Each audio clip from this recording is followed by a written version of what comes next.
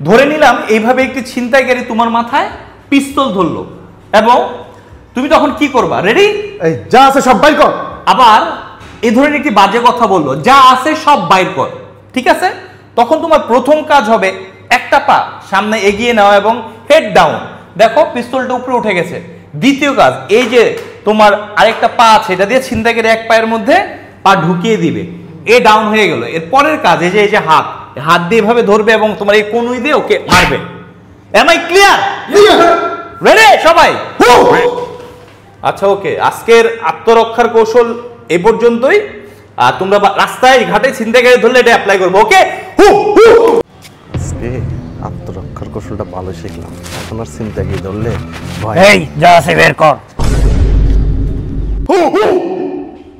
ওকে। কিরে পা কই? পা নাই, এবার হাতটা ধরতে হবে। হাত নাই, পাও নাই। কিরে হাত পা খুঁজোস? ওই দুইটা আগের চিন্তাই হারাই হালাইছে। এখন যা আছে সব বের কর। ভাই নেন ভাই, নেন ভাই। আত্মরক্ষার কৌশল কাজে লাগবে না ভাই।